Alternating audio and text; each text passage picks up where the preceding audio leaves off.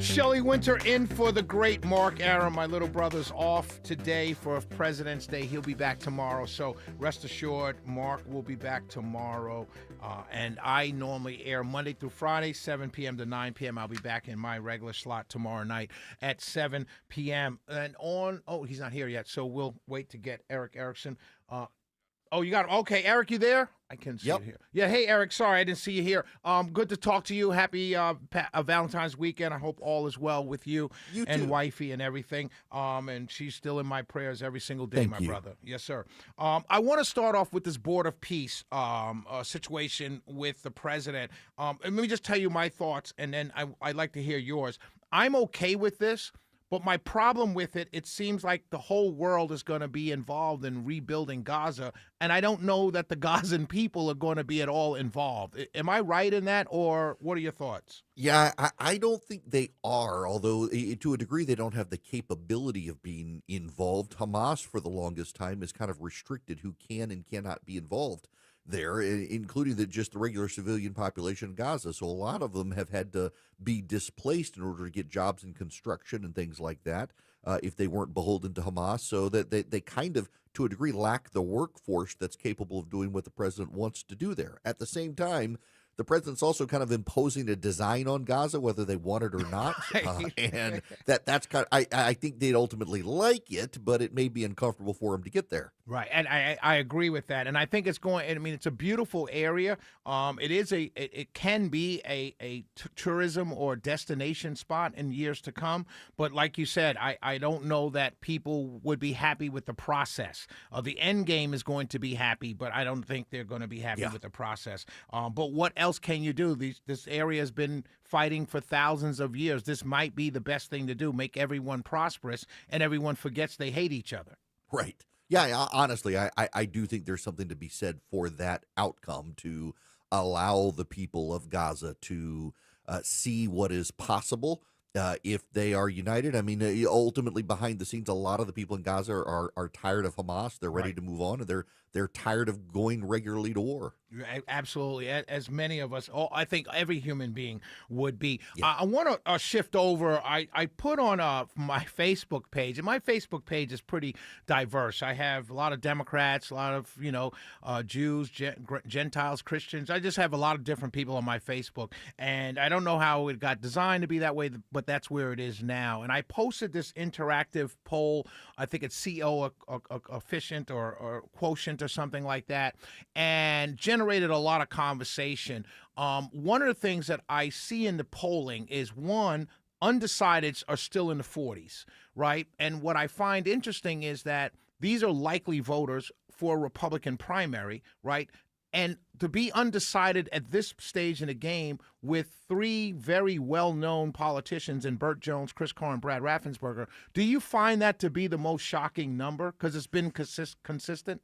No, I really don't, actually, because as much as they're there, people don't really know what they stand for governor. That they've kind of been based on their prior positions. Burt obviously now had the most money in the race, but suddenly you've got Rick Jackson jumping into the race, and that in and of itself is going to shake up the race enough and have people reconsider the direction of the race and where they land. And Jackson, of course, has so much money, he can kind of flood the zone right now and build up his name ID before someone else defines him. And so I said that, well said. I said also that I think that with Jackson's entry into the race, it hurts Chris Carr and Brad Raffensperger more than it hurts Burt Jones, because Burt Jones in most of the polls is still number one. Even if he drops to number two, he's still close to Rick Jackson. But the others are losing ground. And Chris Carr's people called me while I was on break, and they said, well, what's different now is that Rick Jackson has money, Burt has money, so they're similar in that fashion. But Rick Jackson is actively and aggressively going after Trump's endorsement, even though he's already given it to Burt Jones. So they feel because Chris Carr is staying in the lane of just Chris Carr's lane, that it's hurting Burt more. What are your thoughts on their comments and mine? I don't know that Raffensperger has a path. Chris Carr has the path of Rick Jackson and Burt Jones destroy each other. It gets so nasty. People say, I don't like the nastiness. I think I'm going to go with Chris Carr. What I think that Rick Jackson is trying to do is not get so much Trump's endorsement because he's already endorsed Burt, but to get him to stay out of the race. Right. And if you get him to stay out of the race, or at least say, well, I mean, Rick Jackson's a friend of mine too. Suddenly the Trump endorsement's kind of irrelevant there, Absolutely. and Jackson can engage. So I think Chris Carr probably has a wider lane than Raffensperger, but both of them are such narrow lanes, it's almost only a bicycle can fit on either path. Yeah, but so here's the thing. I would have agreed with you 6 months ago that in Georgia, the Trump lane is the widest lane, and it is. It still is. I just think with everything going on, not policy-wise, but personality-wise, those people in 20 who flipped over and voted for Biden or stayed home because they loved Trump policies but did not like the personality. I think that lane is getting a little bit wider with all the the mistakes, the unforced errors that this administration has made. You've called them out many times on your show. I've called them out many times on my show. Do you think that's not true anymore? Well, for the general election, for sure, but the most committed voters in the primary are still going to be the most hardcore Trump supporters. That they're coming out. But you get into the general election, like I've told all the candidates, if you define yourself, wrap yourself in Donald Trump, and you're not your own person, you're going to have a harder time in the general election, depending on the Democratic nominee. It's the same problem Brian Kemp had in 2018, where he was perceived to be Donald Trump's guy and almost got into a runoff with Stacey Abrams. Once in 2022, he was shown to be his own man. Blew Abrams out of the water. Same thing goes here. You define yourself by your own vision and what you stand for, you're going to have less of a problem in the general election than if you've only defined yourself by being Donald Trump's guy. But do you think so? Taking what you just said, do you think that also does hurt you in the primary as well, because there may be a growing number of disaffected Republicans who are tired of the personality or the just the stuff, the chaos surrounding the president? To a degree, and that's going to allow a Raffensperger or a Carr to pick up some support. But I still think that it's more marginal in the primary, given where those voters are. And also, I mean, at the end of the day, the question really is, with Carr and Raffensperger, you have the large number of Republican voters who still have issues about the 2020 election, plus the Trump support. So it's going to be harder for them. But again, Jackson and Jones could nuke each other. This has happened before in plenty of races, and that allows one of the others to shine. That's absolutely, and that's what Chris Carr and Raffensperger. But I agree with you. I think Chris Carr has the wider lane in that way. Before I let you go, I have to say this: early voting started today for the 14th special election, 14th congressional district special election.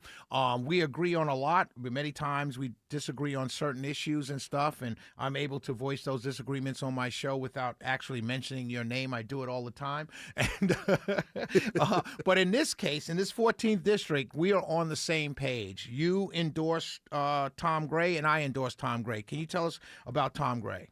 Yeah, look, Tom's a good friend of mine. I have helped for years his nonprofit, and in fact, I've led them air their pieces during my radio show on my live stream, and this stuff matters. He's a minister. He's got a pastor's heart. He knows a lot of people out in the Cobb Paulding area. He's been beating the pavement working on this campaign. He'd just be a great asset. I mean, people say we need people like this in Congress. I mean, here's your opportunity to get a guy like that in Congress if you want. I will say I actually the president made a good endorsement with the former Diana Rome. He's a great guy, too. I think they're both good potential picks. So the people of the 14th are blessed with two really good candidates to pick from. But Tom's my guy. I like him tremendously. And Tom's my guy. Pastor Tom Gray is my guy as well. And I'm with you, Eric. In this day and age where we're at each other's throats, Republican on Republican, Republican on Democrat, black, white, women, men, straight, gay, Christian, Jewish. I mean, we're at each other's throats over these minor differences. It might be the best time in our political history, in our country's history, to bring somebody that has a pastor's heart into Congress to talk through the issues and be able to talk about the issues with the other side and kind of be a bipartisan to get things done for the 14th Congressional District. And beyond that, he's a good man. Yes, very much so. Very good man. Erick Erickson's going to be on right after I get off at 12 noon, my friend. Erick Erickson, the second most connected man in politics behind Shelley Wynter. Thank you, sir. I love you very much, Erick. Have a wonderful day, my brother. You too. We'll be right back.